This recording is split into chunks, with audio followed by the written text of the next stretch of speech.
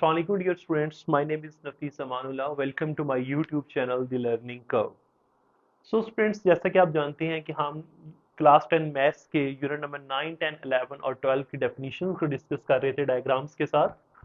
कुछ डेफिनेशंस जो हैं वो हमने अपने प्रीवियस लेक्चर में डिस्कस की हैं, कुछ डेफिनेशंस जो हैं उनको हम आज डिस्कस करेंगे यहाँ पर। तो सबसे पहली डेफिनेशन जो आज हम डिस्कस करने जा रहे हैं वो है सेक्टर। उसके बाद हम डिस्कस करेंगे what is central angle and then we will discuss that what is circum angle. But students, video को स्टार्ट करने से पहले प्लीज अगर आपने सब्सक्राइब नहीं किया तो चैनल को सब्सक्राइब कर दें, और मैं आपसे रिक्वेस्ट करूंगा कि बेटर अंडरस्टैंडिंग के लिए वीडियो को पूरा देखें ताकि आप कोई भी स्टेप जो है वो इसमें मिस ना कर पाए। बुक के अंदर आपको सिर्फ डेफिनेशंस गिवन है, उनकी डायग्राम जितने अच्छी डिटेल्स ड्रॉ नहीं की गई साथ, जिससे आपको उसको अंडरस्टैंड करने में काफ़ी प्रॉब्लम आती है। बट ये वीडियो देखने के बाद इंशाल्लाह आपकी ये प्रॉब्लम जो है वो ख़त्म हो जाएगी। सबसे पहले हमारे पास है जी सेक्टर ऑफ अ सर्कल, कि किसी सर्कल का जो सेक्टर है वो क्या होता है हमारे पास। तो इसके लिए स्टूडेंट्स हम सबसे पहले एक सर्कल ड्रॉ कर लेते हैं।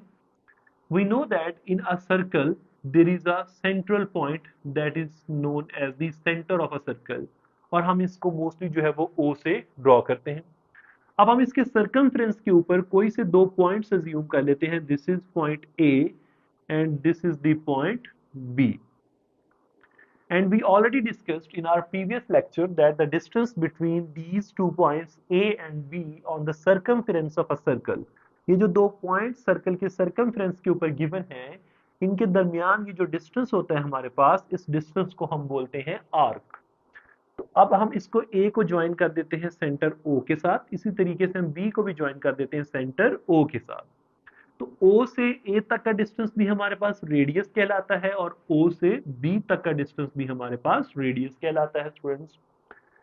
तो अब जब हम इस एरिया को शेड करेंगे जो कि इन दो रेडियाई के दरमियान बन रहा है, और आपके पास इस कॉरस्पॉन्डिंग आर्क ए बी के दरमियान फॉर्म हो रहा है, तो ये हमारे पास एक सर्कल का क्या बन जाएगा, सेक्टर बन जाएगा। अब यहाँ पे ऑब्जर्व करें अच्छे से इसको कि ये जो आपके पास एरिया शेड हो रहा है, ये एरिया किन दो पॉइंट्स के दरमियान आ रहा है बेटा। एक तो इसमें ये हमारे पास है arc of a circle A B, ये हमारे पास इस सर्कल की आर्क है ए बी। और सेकंड हमारे पास दो रेडियाई हैं, एक रेडियाई ओ ए है और एक रेडियाई ओ बी है। अब इससे आपको डेफिनेशन को, इसको सेक्टर को डिफाइन करने में बहुत आसानी होगी। That the area bounded by two radii of a circle, R1 and R2 and the corresponding arc, यानी कि इन्हीं रेडियाई की जो कॉरस्पॉन्डिंग आर्क है वो कंसिडर करनी है आपने। ये वर्ड आपने कॉरस्पॉन्डिंग का लाजमी यूज करना है इसमें। The area bounded by two radii R1 and R2 and the corresponding arc AB is known as the sector of a circle. Sector जो है सर्कल का वो हमेशा जो है वो सेंटर से कनेक्टेड होता है, क्योंकि ये दो रेडियाई के दरमियान बाउंडेड एरिया है। तो रेडियाई जो है वो हमेशा सर्कमफ्रेंस से लेके सर्कल के सेंटर तक होते हैं हमारे पास। अब ये जो आर्क ए बी है, या हम इसको कह लेते हैं कि ये आर्क ए सी बी है, तो ये हमारे पास माइनर आर्क है। क्यों? क्योंकि ये स्मॉलर पोर्शन कवर कर रही है on the circumference of circle. और हमारे पास ये जो आर्क ए डी बी, अगर हम इसको ऊपर वाली साइड से ऑब्जर्व करते हैं, ए डी बी आर्क जो है ये हमारे पास मेजर आर्क है, क्योंकि ये मेजर पोर्शन कवर कर रही है। सो अब हमारे पास माइनर सेक्टर क्या होता है और माइनर सेगमेंट क्या होता है। बेटे माइनर सेक्टर हमारे पास basically the area that is bounded by two radii and corresponding minor arc, कि जो एरिया दो रेडियाई R1 R2 और उसकी कॉरस्पॉन्डिंग माइनर आर्क के दरमियान बाउंड होगा, that is known as the minor sector. तो इस सर्कल में अगर हम देखें तो ये जो हमारे पास लोअर वाला सेक्टर है, this is known as the minor sector and this sector is known as the major sector. हम इसको मेजर सेक्टर क्यों कह रहे हैं बेटा, क्योंकि इसकी जो हमारे पास आर्क है that is the major arc. This area is basically bounded by, ये जो अनशेडेड एरिया यहाँ पर, ये हमारे पास मेजर सेगमेंट है, और ये जो शेडेड एरिया हमारे पास, ये हमारे पास माइनर सेक्टर, सॉरी सेगमेंट नहीं सेक्टर है। सो ये जो शेडेड एरिया माइनर सेक्टर है because of the minor arc A C B, and unshaded area जो हमारे पास, this is major sector because it is bounded by two radii and corresponding major arc ADB. So this is all about the sector of a circle. इसमें एक छोटा सा formula है, of the area of a sector of a circle, जो कि आपको याद रखना चाहिए 1/2r² इससे रिलेटेड आपसे जो है वो क्या कहते हैं कि कोई एमसीक्यूज जो है वो पूछा जा सकता है, और इस फार्मूला को हम यूज भी करेंगे अपने यूनिट नंबर 7 में। नेक्स्ट बेटा हमारे पास सेंट्रल एंगल। बेटा नेम से ही क्लियर हो रहा है हमें, सेंट्रल, सेंट्रल का वर्ड सेंटर से निकला है, और एंगल तो आपको पता है कि जहां पर दो रेज जो है वो एक दूसरे को मीट करती हैं, इंटरसेक्ट करती हैं, दो लाइंस इंटरसेक्ट करती हैं, तो उस पॉइंट के ऊपर एंगल फॉर्म होता है। So let's draw a circle and at the centre of a circle central point is known as the O.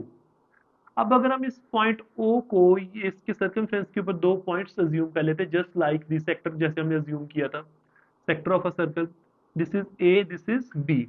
अब अगर हम ओ को ए से ज्वाइन कर दें और ओ को बी से ज्वाइन कर दें, तो अब देख रहे हैं कि यहाँ पर सेंटर में हमारे पास एक एंगल फॉर्म हो रहा है। इस एंगल को हम बोलते हैं central angle, because it is forming at the center of the circle by two radii OA, and the other radius is the OB and the corresponding arc AB। So diagram को ही basically आपने अपनी wording में convert कर देना है, तो वो आपके पास इसकी डेफिनेशन बन जाएगी। इसमें कोई रट्टा लगाने की जरूरत ही नहीं है, बिल्कुल आसान सा तरीका है इसको याद करने का।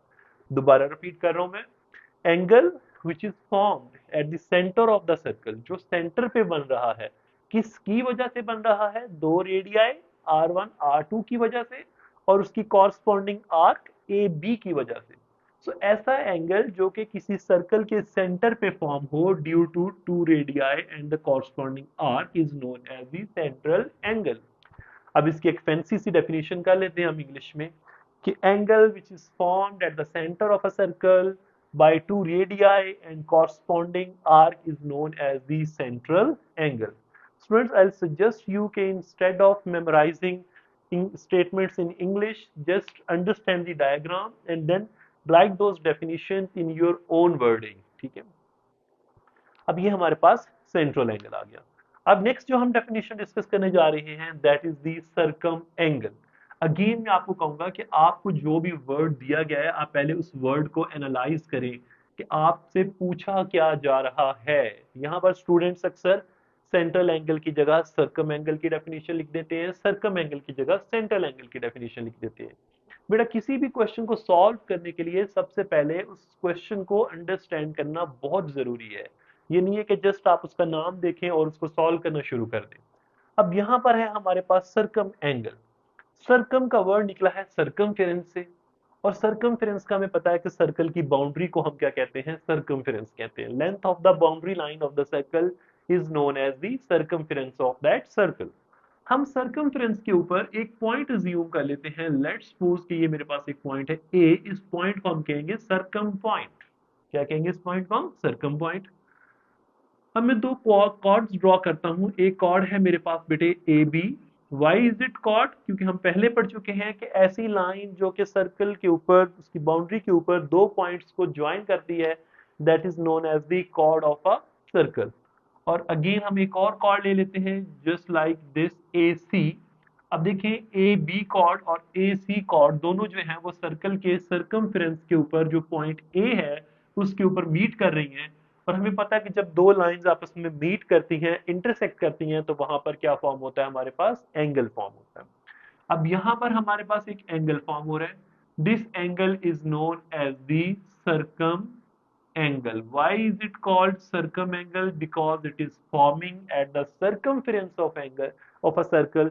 That's why it is called the circumangle. अब इसमें हमारे पास जो ए बी कॉर्ड है, ये भी हमारे पास कॉर्ड है एक, और ये जो हमारे पास ए सी है ये भी क्या है, हमारे पास कॉर्ड बन रही है यहाँ पर। ठीक है, तो हम इसको डिफाइन इस तरीके से करेंगे, angle which is formed at the circumference of a circle by two chords AB, AC and the corresponding arc, that is BC in this case. So again I'm going to repeat this. Angle which is formed at the circumference of a circle by two chords and corresponding arc is known as the circumangle. So students, इसमें एक MCQs के लिए point है, वो बहुत important है कि जो सर्कम एंगल होता है हमारे पास, वो हमेशा सेंट्रल कॉरस्पॉन्डिंग सेंट्रल एंगल का हाफ होता है। कि अगर आप सेंट्रल एंगल को 2 से डिवाइड कर देंगे तो वो बेसिकली इसके कॉरस्पॉन्डिंग सर्कम एंगल के इक्वल आ जाएगा, या आप कह लें कि अगर हम सर्कम एंगल को 2 से मल्टीप्लाई कर दें तो वो उसके सेंट्रल एंगल के इक्वल आ जाता है। तो आज की वीडियो में हम यही 3 डेफिनेशंस डिस्कस करेंगे। इंशाल्लाह एक दो वीडियोस में हम इसकी सारी की सारी डेफिनेशंस जो है उनको कंप्लीट कर लेंगे विद डायग्राम्स। और मैं उम्मीद करता हूँ कि आपको ये समझ भी आई होंगी और आप इनको अच्छे तरीके से अंडरस्टैंड भी कर रहे होंगे। तो किसी भी लेक्चर को बेटा अंडरस्टैंड करने के लिए दो चीज़ों का होना बहुत ज़रूरी है। एक चीज़ तो ये है कि आप उसको फोकस के साथ सुने कि कोई आपको क्या रहा है, और दूसरी चीज़ ये है कि आप कोई भी चीज़ उसमें से स्किप ना करें। तो एंड पे आपसे ये रिक्वेस्ट है कि अगर वीडियो आपको अच्छी लगी है तो इसको लाइक करना ज़रूर, लाइक ज़रूर कीजिएगा, लाइक करना मत भूलिएगा। और कमेंट भी सेक्शन में हमें बताइए अगर आपको किसी और टॉपिक में डिफ़िकल्टी आ रही है, तो उसके लिए हम आपके लिए वीडियो बनाएंगे। और चैनल को सब्सक्राइब करना मत भूलिएगा। Thank you so much. अल्लाह हाफिज़।